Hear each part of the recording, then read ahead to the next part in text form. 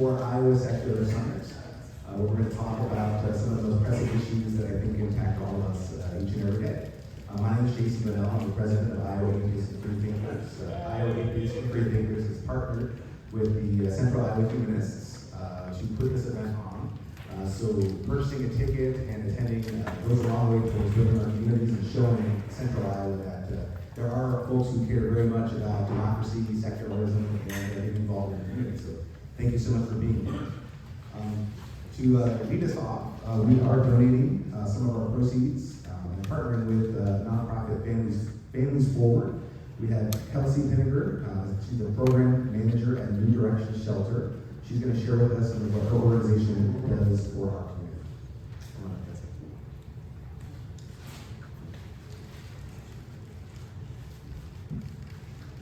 Hi everyone.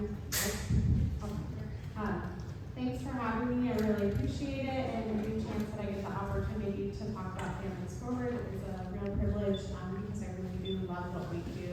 I have been with the organization, it'll be 10 years in October, so quite some time.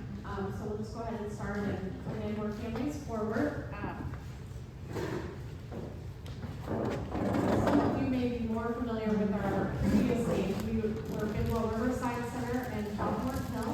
We were two separate organizations for a very long time. Bidwell has been in the community for over 100 years, and Hawthorne Hill has had a significant history in the community as well. Back in 2015, we got into partnership with them, and then last year in July of 2023, the merger became official, and that's when we moved to Families Forward. All four programs that we have remained exactly the same. It's just changing the name, changing the brand, and our colors, and trying to be a little bit more cohesive.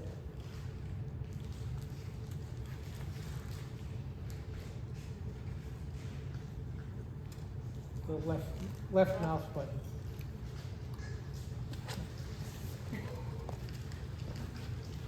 No.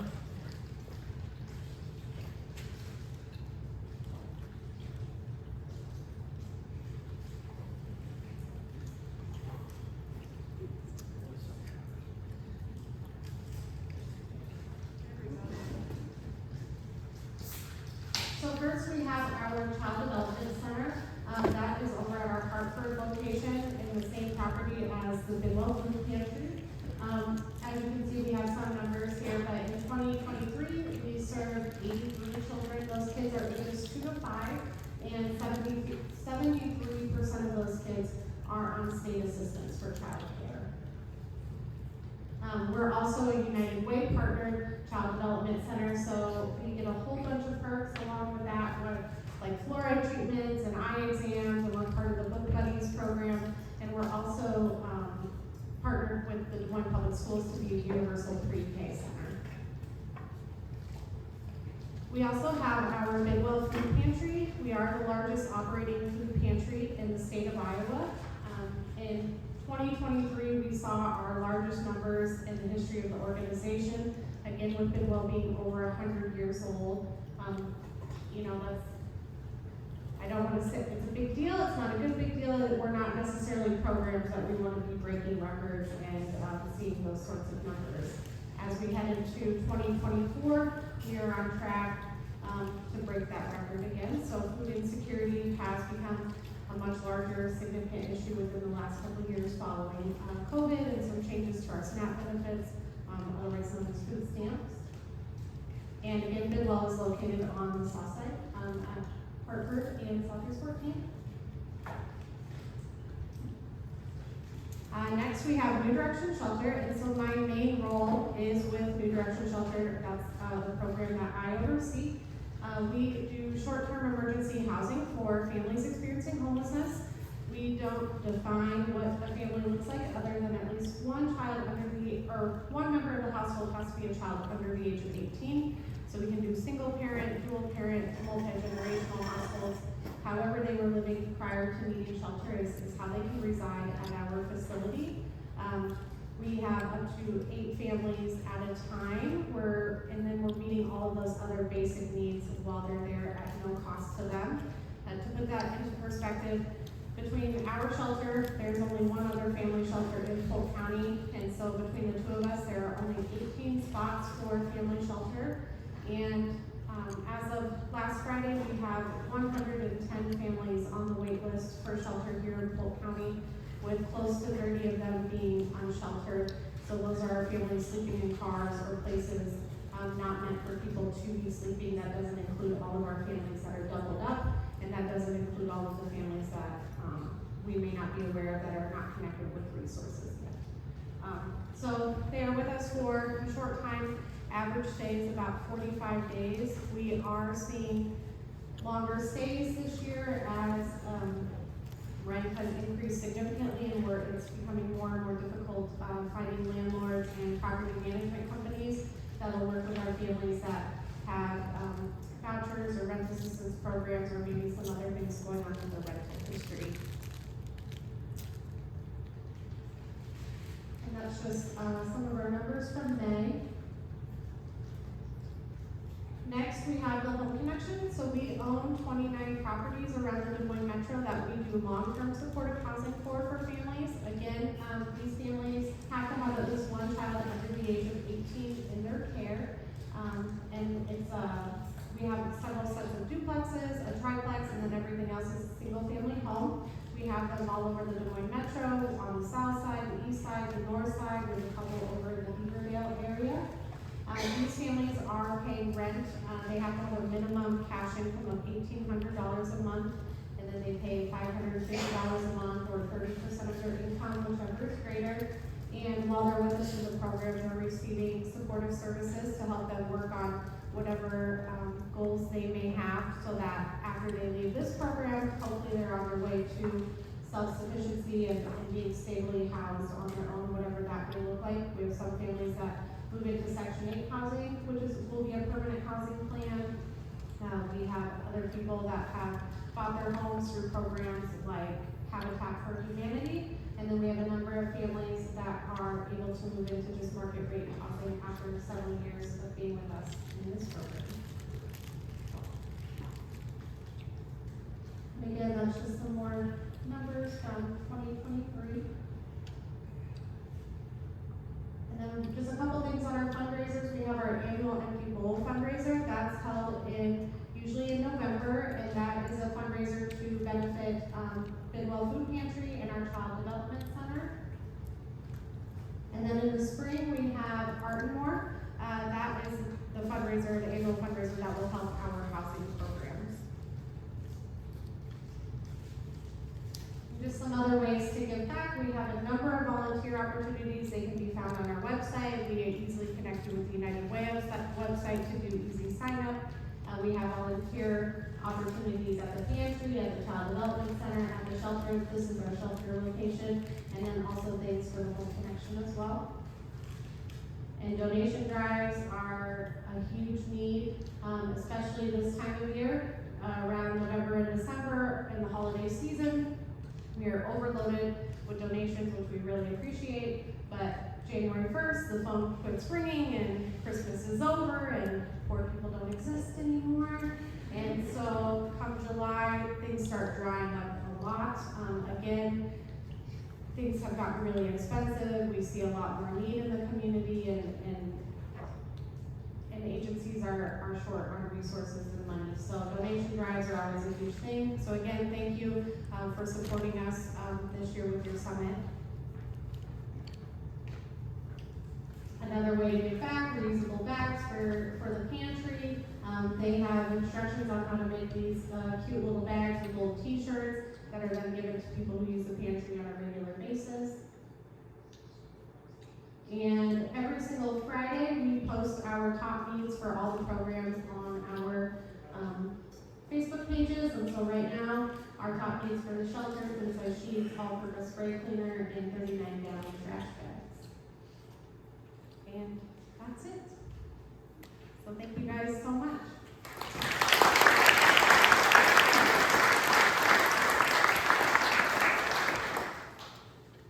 Thank you so much. And remember, a portion of the proceeds here are going towards Families Forward, and you can find more on the website. What we do, we'll Families Forward, quite a bit that they do in the community. So thank you again. So moving on to our speakers. First, we're going to have Dr. Boevers. Dr. Boevers is a practicing OB/GYN. She lives and works in Waverly, Iowa. She's the founder and president of the advocacy group Iowans for Health Liberty. Iowans for Health Liberty focuses on reproductive rights and access to health care. You may not, or she may even cover it. Iowa has the lowest number of OB/GYNs per capita in the country, and Dr. Boevers is trying to help reverse that. So please welcome Dr. Boevers.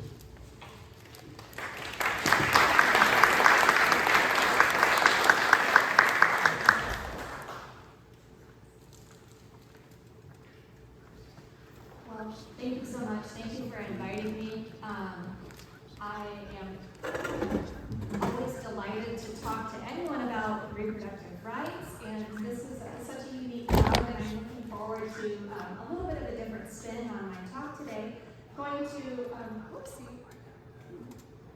Going to try to cover in these brief 50 minutes intersections of church and state and reproductive health care. As you imagine, this is a huge topic, so there will be some things that I'm sure I skim over, but hoping to kind of look at how religion has impacted our reproductive health care in this country.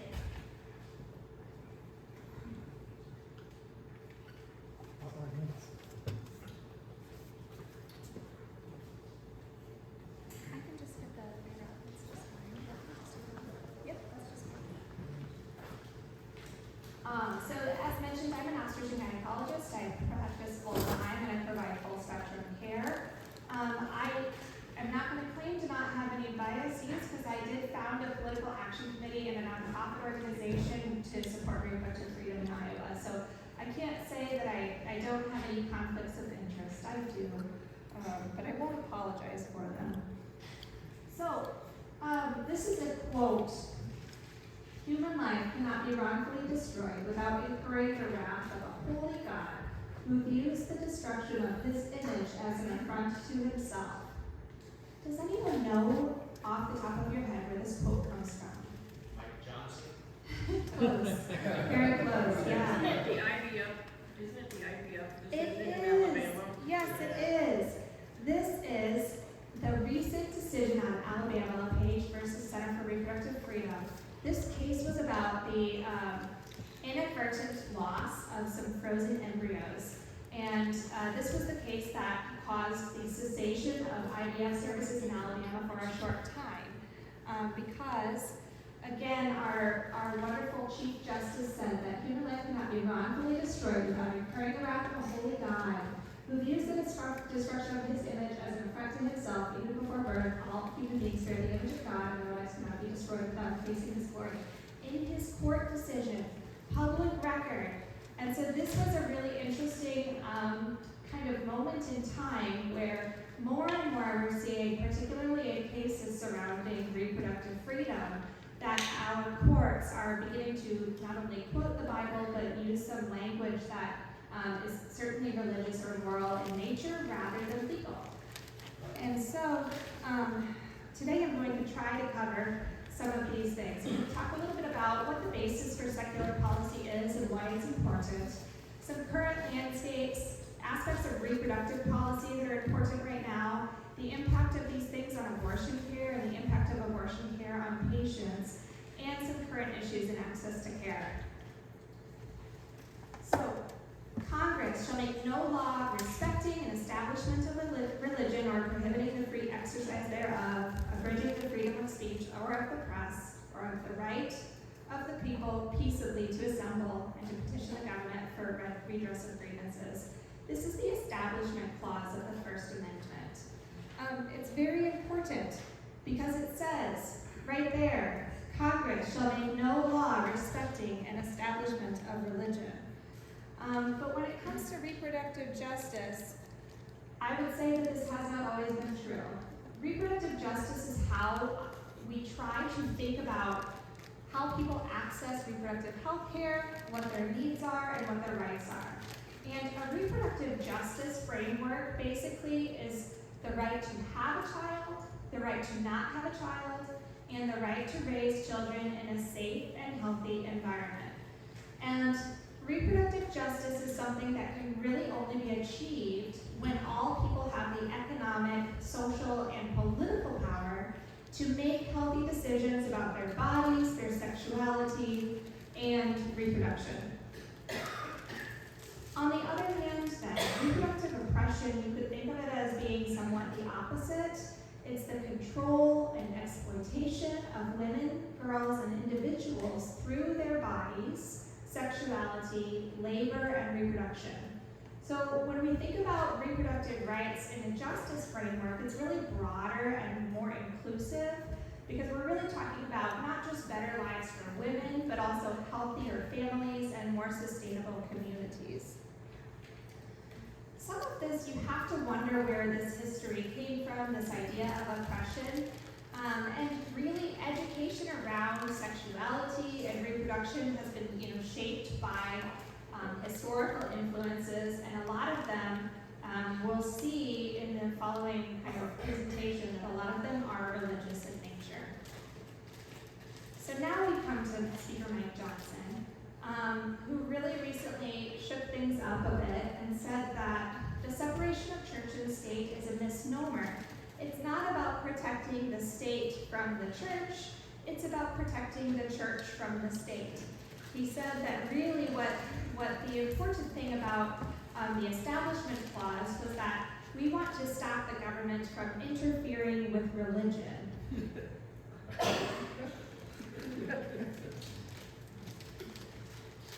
Something that's really important when we think about reproductive rights and the anti-abortion movements is that these are ideas that are very emotionally charged and language that is oftentimes very emotionally appealing. Who in this room would not consider themselves to be pro-life? I certainly think that I'm pro-life. I like to save lives. I like to improve lives. I like to have, help people to lead healthy lives. Abortionist is a word that recently has gotten some attention because it was used explicitly in the Dobbs Supreme Court decision, but it's a really inappropriate and emotionally charged way to describe a healthcare provider that provides abortion. Certainly some of these words, baby killer, partial birth abortion, some of our slogans like it's a child, not a choice, referring to fetuses as pre-born humans, that has been in some recent legislation and court decisions as well, or the slogan, choose them both. And what's important about this is that there's a lot of words out there in the anti-reproductive freedom movement that are emotionally charged pieces of language rather than scientifically or policy-driven language. A really important current issue is this idea of personhood. And this is one of the things that really came to a crux with the Alabama Supreme Court decision. But of course, personhood is something that has been introduced in a number of state legislatures. I think actually 29 in the last few years, there's been personhood bills. And personhood language is something that is being slowly introduced into other pieces of legislation. So again, in the Dobbs decision, they refer to fetus as unborn human life. Again, kind of slowly inching the way toward a personhood status for fetuses.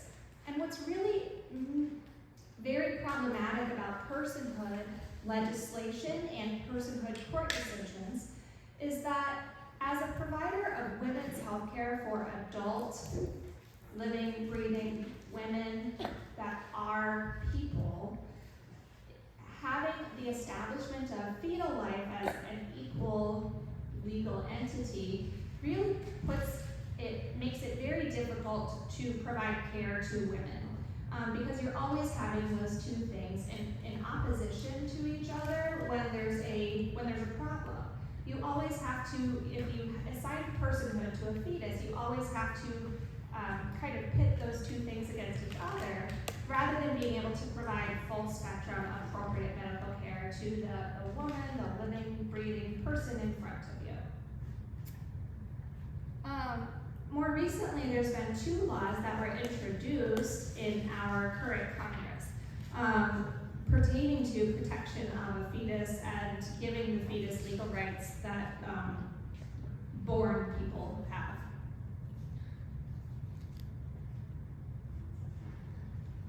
Another really pertinent concept in our current status of the reproductive freedom movement is that there are a number of religious healthcare organizations.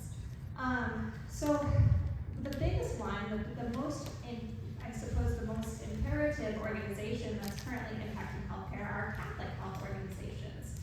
Of course, from the directives that dictate the actions that are permissible in Catholic healthcare systems, they say that from the moment of conception until death, they witness the sanctity of life. And so this prohibits all abortion services in Catholic hospitals, as well as contraception services, infertility treatments, and sterilization procedures.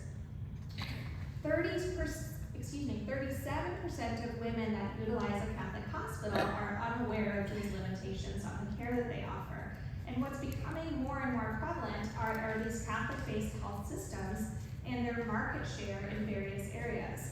So in 1990, Catholic hospitals had a 10% market share across the country.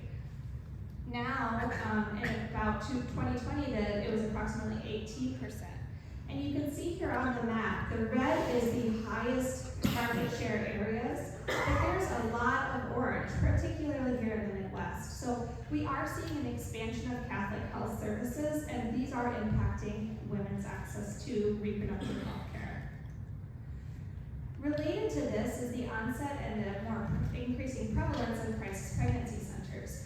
So currently there's more than 4,500 crisis pregnancy centers across the United States, and many of these use false advertising, referring to themselves as women's health centers to attract patients.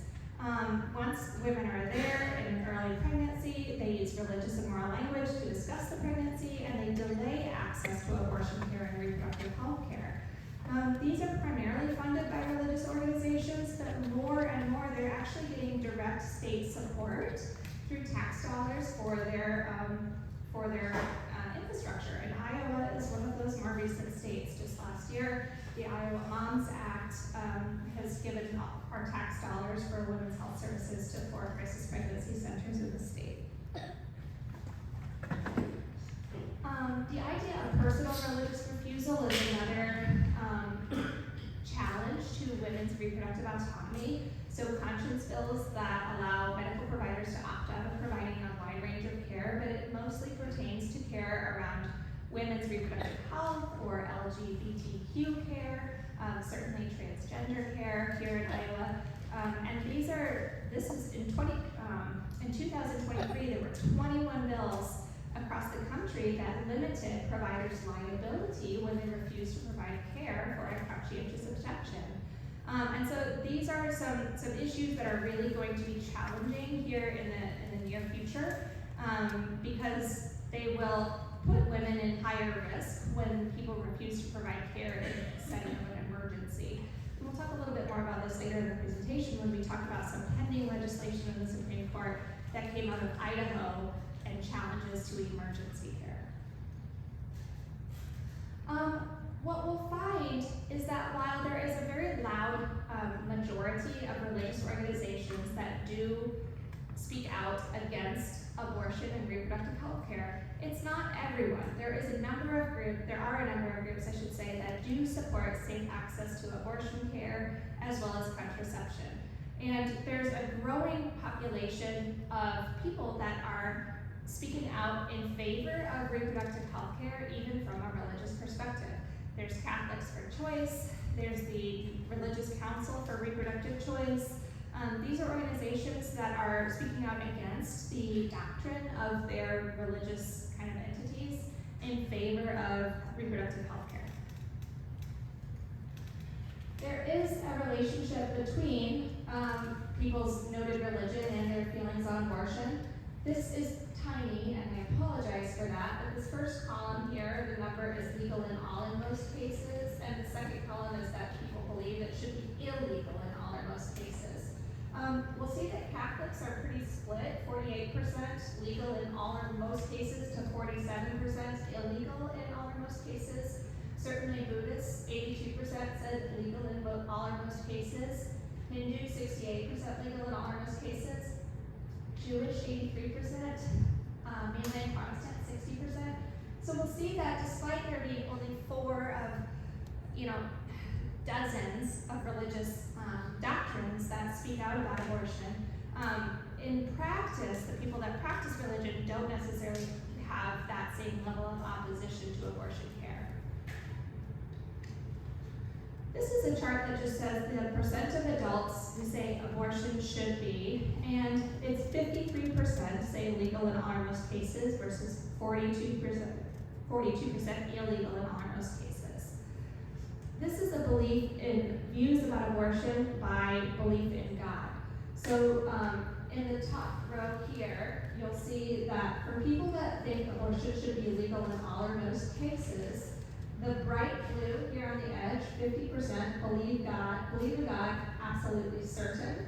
And then it goes to the edge of the chart, moving to your right, to do not believe in God or a decreasing certainty. For people that believe abortion should be illegal in all or most cases, it's that 79% there.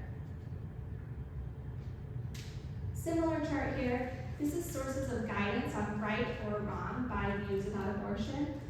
For people that believe abortion should be legal in all or most cases, 54% rely on their common sense to decide that, with 11% relying on science. On the opposite end here, illegal in all or most cases, 52% rely on religion. So, some thoughts about this. When people are relying on common sense versus religion to make policy, it does change how that policy is made. Reproductive education is a great example of that.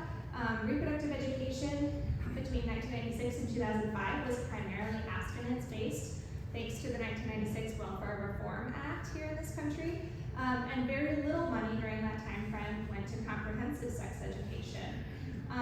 In 2017, about 30% of students were receiving abstinence-only sex education, which had not just very little scientific or health information, but it also communicated that abstinence was the only morally acceptable option to preserve your reproductive health. The outcomes of reproductive education are really clear, though, that when students receive abstinence-only education, when students receive abstinence-only education, they are not more likely to abstain from sex, they are not more likely to be older at their first sexual encounter, and they are not more likely to have fewer sexual partners. On the other hand, comprehensive sexual education is more likely to reduce teen pregnancy and reduce sexually transmitted infections. So again, using some of our common sense and science to make policy has measurable benefits. You can see that when we use abstinence-only education and kind of some of the geographic influences that might lead to that, we have an increase in unintended pregnancy. Those darker colors are higher rates of unintended pregnancy. And a similar map, demonstrated just a little bit differently, but those darker blue colors are higher rates of unintended pregnancy in young women ages 15 to 19 who would be impacted by reproductive education, whereas the lighter colors or the orange are at the median or below the median. So again, you can see that policy has real life measurable outcomes. We see that over time, this chart begins in 1991, over time, the pregnancy rate in that young group, 15 to 19, has decreased. We can see, just based on that Welfare Reform Act, where there was a higher proportion of students who were receiving abstinence-only education through 2005. Once we start increasing access to over-the-counter emergency contraception, once we start to mandate contraception coverage, we do see decreasing rates of unintended pregnancy. Unfortunately, unintended pregnancy is more common in low-income, low-resource women. Here again, you can see the darkest line is all women, but when we are looking at women who are less than 100% of the federal poverty level, their rate of unintended pregnancy, that top line, is higher. So some of the factors that affect abortion care, certainly lower income individuals are disproportionately represented in abortion patients. This is related to the significant portion of women who are living below the federal poverty level and have decreased resources to actually raise a child, but also decreased resources to access long-acting contraception or other health care. Younger age is associated with higher abortion rates. This makes sense in some ways. Younger women may be citing disruption to education or career plans as factors in choosing abortion. Race and ethnicity, there is a higher rate of abortion incidence in Black and Hispanic women, which may be related to systemic inequalities. Marital status, unmarried women have more abortions than married women, but I would just emphasize that there are people of all marital statuses who do access abortion. And insurance coverage. Women without or with limited coverage are more likely to seek abortion care, again, perhaps related to economic factors. And certainly geography. We kind of saw it on the map with the unintended pregnancies. So looking at unintended pregnancy and abortion rates, it's been pretty consistent that unintended pregnancy, about 60% of unintended pregnancies will go on to carry the pregnancy. About 40% of unintended pregnancies will end in abortion. And this has been consistent since the 90s, really, that's been a pretty stable statistic. And so reducing the rates of unintended pregnancies does tend to, sorry, I forgot to advance my slide, does tend to reduce the rates of abortion kind of concurrently.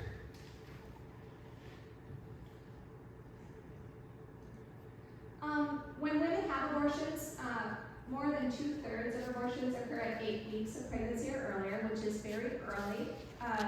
This is while the pregnancy is still called an embryo, so it's the embryonic stage of pregnancy. Nearly 90% of abortions occur in the first 12 weeks or the first trimester.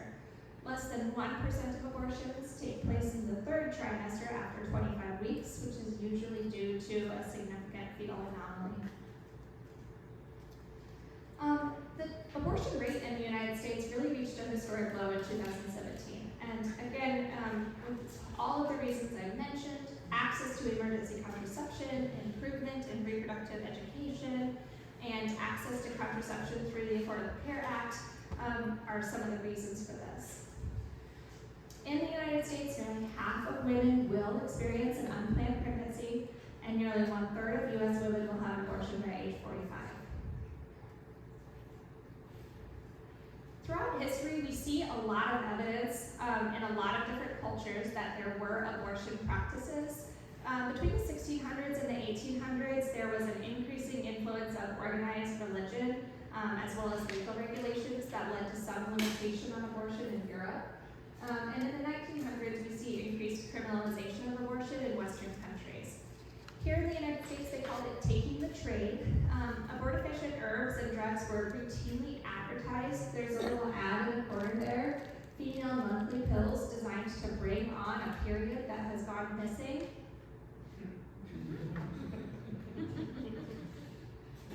This is an abortion. Women were the primary providers of women's health care, including abortion care, prior to the Civil War. And so, there were traveling kind of midwives, lay midwives, nurses who would help to provide care, as well as, pharmacists or drug distributors that traveled and provided the medications. There was a significant impact of race on abortion care. Prior to the 1800s, there were differences in access for Black women versus white women, with enslaved Black women being particularly legally prohibited from accessing abortion care, although there were midwives that practiced in these populations that offered natural abortifacient medications and herbs that would help to bring on menses and end of pregnancy.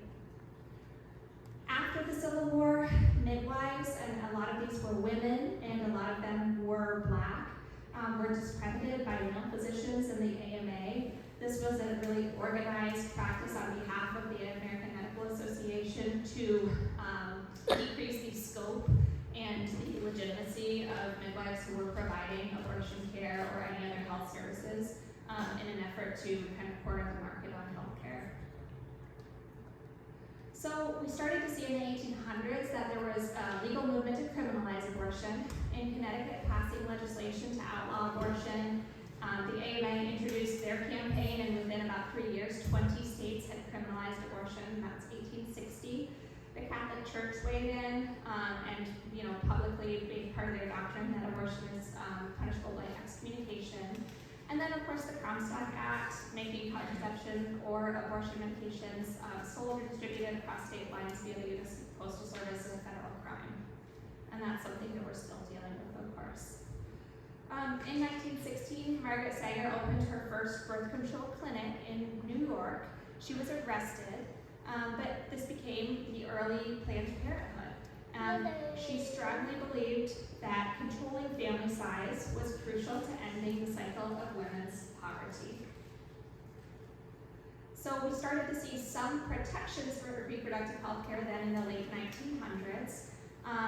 Einstein versus Baird, it's the right of the individual, married or single, to be free from unwarranted governmental intrusion into matters so fundamentally affecting a person as the decision whether to bear or beget a child. And then Roe v. Wade, of course, that access to abortion is a fundamental right, and only a compelling state interest could justify regulation on this. When we talk to women about what their most important reasons for seeking abortion care, the most commonly cited reason is that they cannot afford this, or they have other responsibilities that would preclude them from raising a child. And so when I think about other responsibilities, I think about existing children, I think about spouses or people in their life that they're primary caretakers for, potentially parents, but also cannot afford a baby right now. A baby would interfere with school, employment. They would be a single parent, or they don't have a stable relationship, or they've completed childbearing already. This is a kind of late pregnancy that is not welcomed. When people find that they are pregnant with an unplanned pregnancy, there are a lot of barriers to care. Clinic and governmental limitations on care beyond the gestational age is a really important one. So even here in Iowa, abortion after 22 weeks is strictly prohibited. 22 weeks might seem late to a lot of people, but 20 weeks is when that typical anatomy ultrasound takes place, where you learn about the development of a fetus, you learn if structures look normal. You would learn at this ultrasound potentially that your fetus is starting to develop without kidneys, or with an open skull and the brain is exposed and not functional. That a fetus might have a devastating heart defect. These are all things that are not learned until approximately 20 weeks. And so when you think about the kind of what we can learn about a pregnancy in real time, 22 weeks is actually still restrictive. Lack of recognition of early pregnancy is another barrier to care. This is particularly pertinent for young or first-time mothers, rather than older or more experienced mothers. Logistical barriers to care, most of our patients are traveling to another geographic region because of limitations in their own states, and they are often required to have multiple visits. So even here in Iowa, under our current restrictions, people are required to have 2 visits more than 24 hours apart before they can have access to an abortion, either via medication or surgically. So people are having to take 2 days away from their existing family or away from work or school to achieve abortion care. And then the cost, of course. So there's limitations on public funding for abortion, and so a lot of patients are maybe unable to afford to miss work and needing to raise funds to pay for an abortion from their family and friends.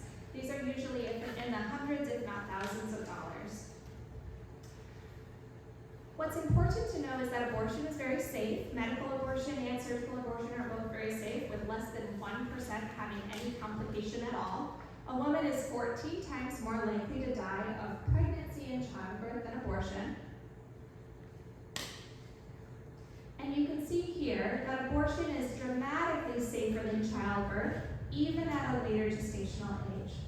So those early abortions in the first trimester are through the first 3 columns there.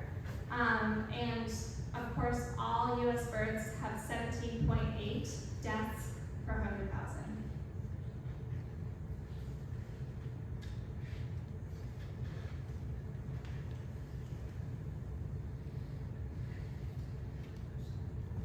There's a really wonderful study that took place from 2000, in the early 2000s, late 90s and early 2000s, called the Turnaway Study. The Turnaway Study is a longitudinal study that affected the impact of abortion care on women's lives. They call it the Turnaway Study because this is a group of 1,000 women who were seeking an abortion for an unplanned, unwanted pregnancy. Approximately 500 of them were granted abortion care because they either got to a clinic in time at an early enough gestational age, or they couldn't pay for it, or they didn't have like a health condition that precluded them from getting that outpatient care.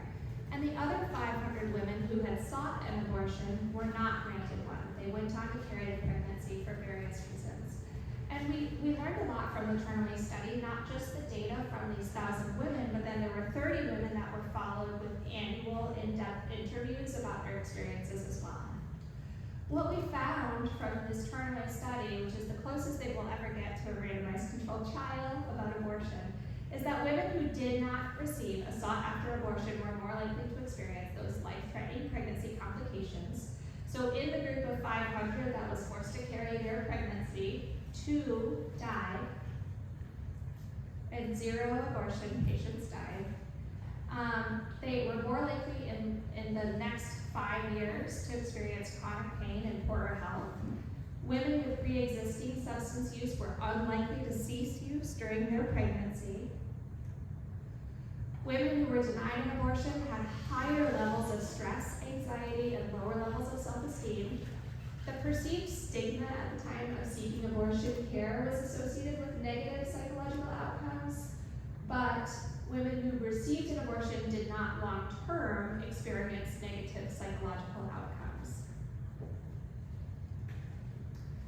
It was normal to have both positive and negative, sad feelings endorsed in the immediate days after an abortion, but at 5 years after receiving an abortion, 95% of women endorsed feeling all the time the most positive response that abortion was the right decision for them, regardless of their gestational age.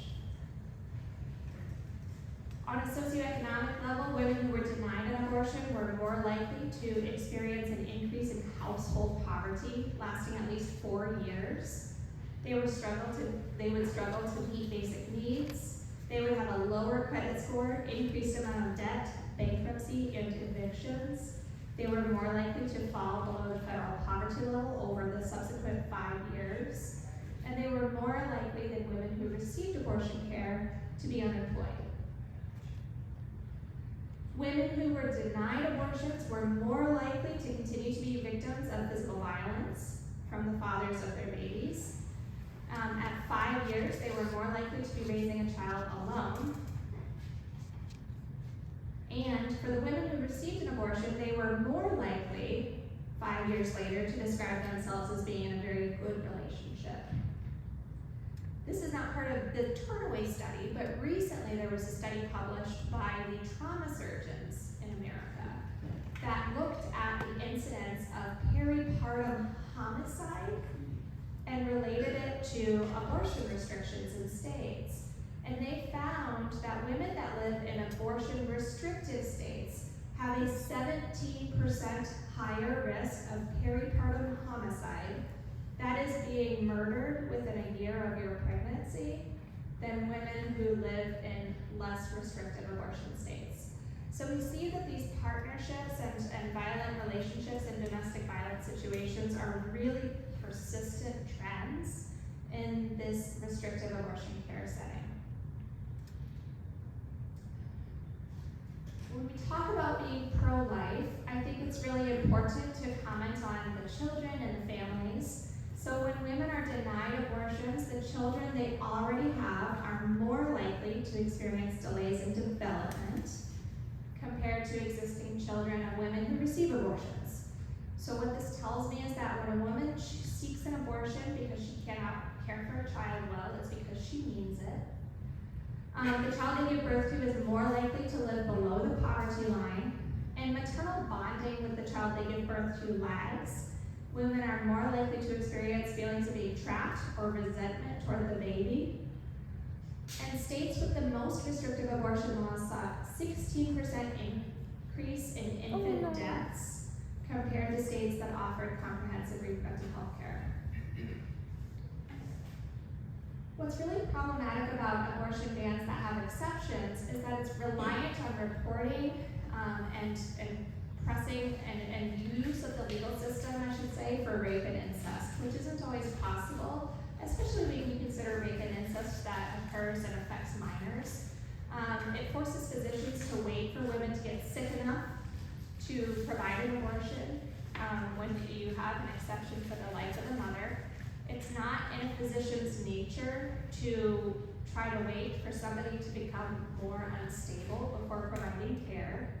And it also gives hospital administrators, courts, and attorneys general improper oversight over the private health information and care of women. And we can see that the United States is already an outlier for developed nations when it comes to maternal morbidity and mortality. And abortion bans that put women's lives at risk will not have a positive effect on this line.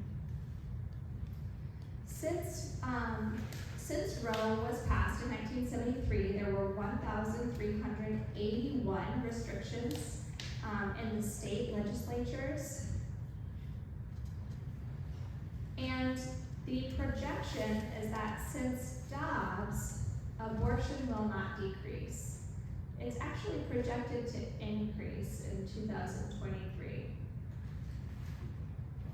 Which you might ask why, and I would venture to hypothesize that it pertains to the use of religious and moral grounds for policy making rather than scientific and common sense. But that is strictly my hypothesis. We'll have to do some study on that. So more recently, 7 states have had abortion-related ballot measures, and reproductive freedom is always one when those have gone to a ballot in the states. The Florida Supreme Court did uphold a ban that had been pending recently, and that happened in April, which resulted then in a 6-week ban going into effect May 1st. But in doing that and allowing that to go into effect, it also triggered that Florida could bring a ballot initiative for an amendment which would restore abortion access. So that will happen in Florida in the fall. The federal Supreme Court did rule on mifepristone. It wasn't really a ruling. I know everybody is looking for something optimistic. I would say that this was just a break even. They ruled that there was lack of standing to bring the case and invited somebody with better standing to bring a similar case. So right now that's over, but it wasn't really a win, I wouldn't say.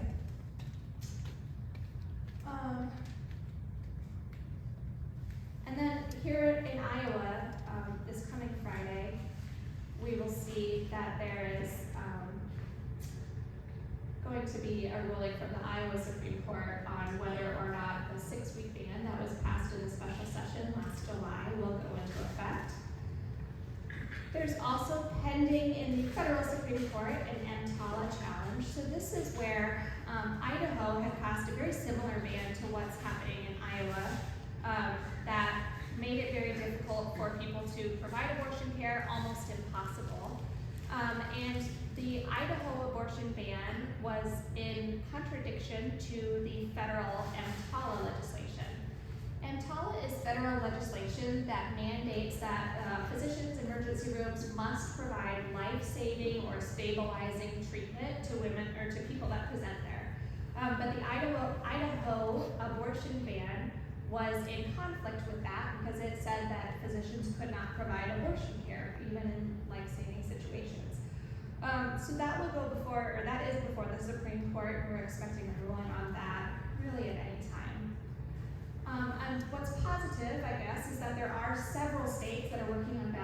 initiatives for 2024. Some of those include, again, Florida, Maryland, New York, Missouri.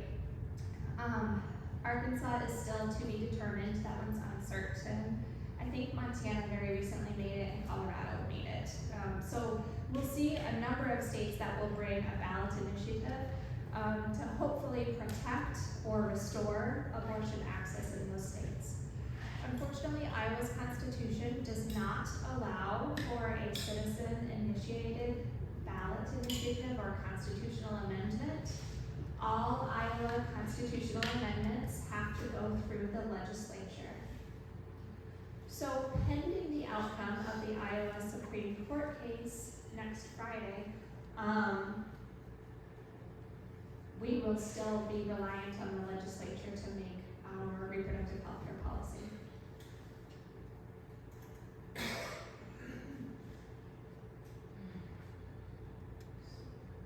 So some conclusions that I can draw from this information is that abortion, it's been present in society since ancient times. It is an important part of reproductive health care for women, and it's really important in allowing women to fully participate in society in economic, political, and community senses. Certainly the church has played a role in abortion restrictions since at least the mid-1800s and continues to do so through their control of healthcare entities, crisis pregnancy centers, and politics. Policy based in science and public health benefits individuals and communities. Patients and families overwhelmingly benefit from the ability to access reproductive health care. And barriers to reproductive health care impact diverse populations in unequal ways. I want to thank you so much for listening, and I'm happy to answer any questions.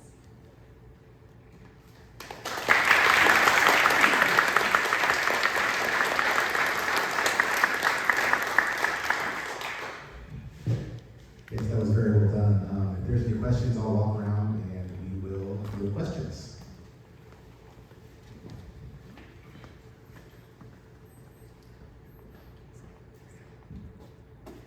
On NPR yesterday, we were listening to the radio and several hospital entities have taken over reproductive care. And it's like they're trying to fly below the radar so that they can provide that health care for women in spite of their state laws. They may shut down the clinics for reproductive health care, but in the hospital itself, they're not advertising it, but they're endorsing and following through on women's rights and health care. Are you aware of this? In Iowa, nationwide. Yeah, I think it's not just in Iowa, right? It's nationwide.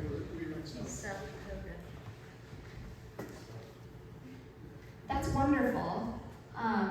So I know that there are good people everywhere that are working on this.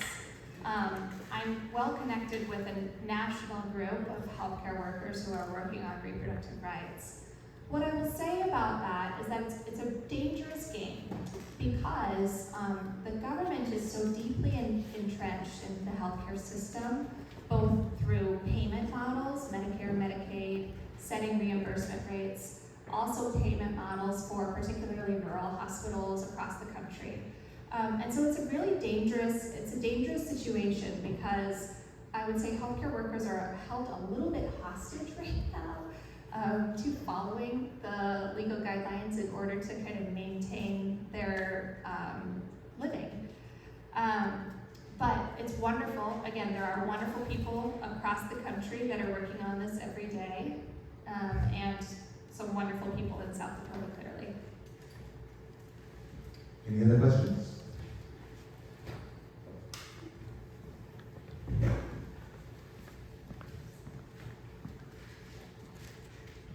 This may be a tangential issue, but I'm mentioning it anyway.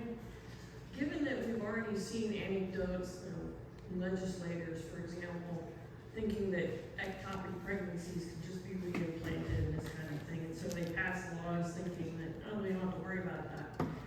And also given that there's a virtually essentially a circular Venn diagram for these folks about how they feel about LGBT people. Do you think there may be a risk of, say, let's outlaw hormone replacement therapy altogether, and then the transes won't get theirs? So that, say, perimenopausal women or women who have hysterectomies and need HRT can't get their hormones? Do you think that's likely at all?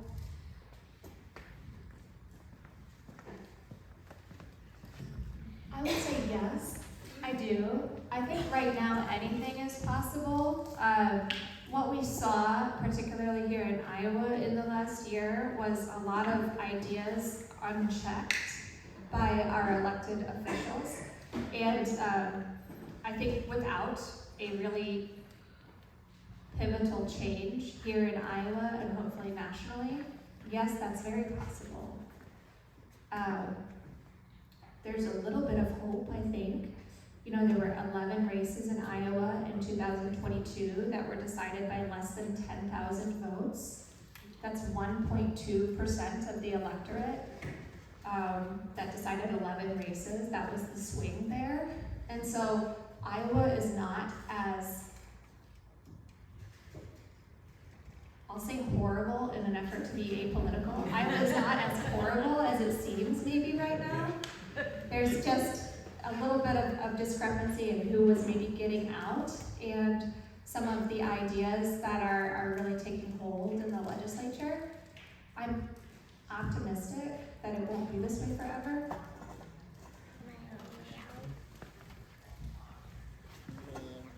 I've heard a lot about the retention of OBGYN doctors in certain states where there's very restrictive laws. I think Idaho has been hit really hard. What have you seen here in Iowa in terms of the impact of some of this legislation on retaining good doctors? You're exactly right. There's been a really difficult time in Idaho. After they passed their restrictive ban, more than 30% of their OBGYN generalists left the state. More than 50% of their high-risk obstetricians left the state after that ban. For many, many years, Iowa has been 51st out of 51 in OBGYNs per capita.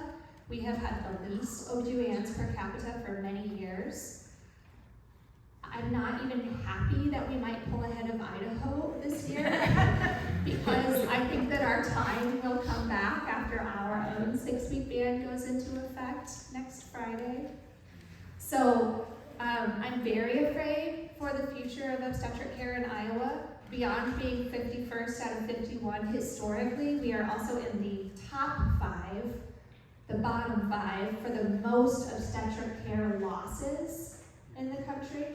So we're at the bottom, and we're also, our momentum of how fast we're losing obstetric care is also at the bottom. This is terrible. We are also a state that has had greater than average maternal mortality, even though we have such low numbers because of our population that we almost can't compare it statistically, but when we do, it's not good.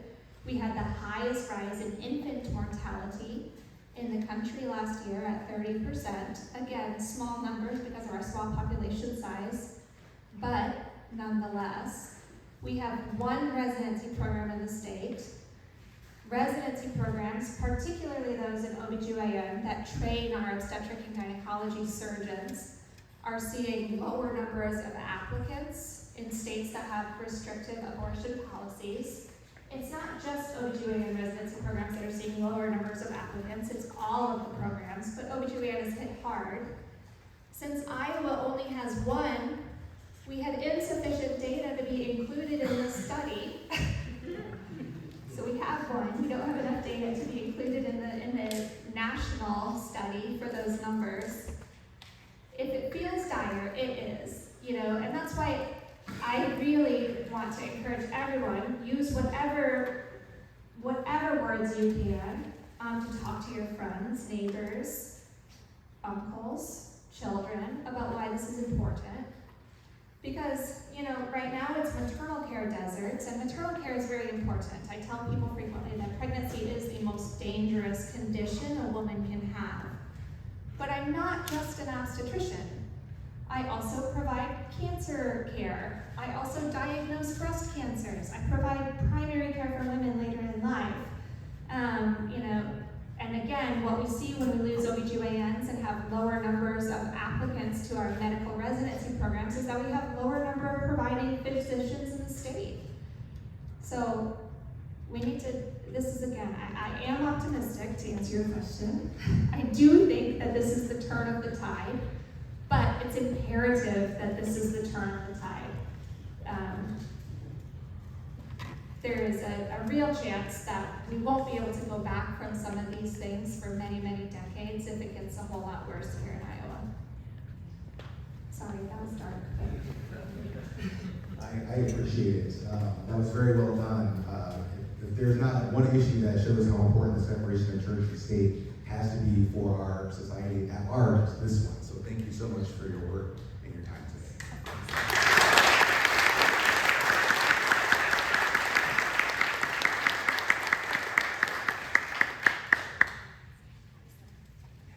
She's going to leave some cards for the organization items for eligibility. She's going to leave them up front if you want to know more about the organization.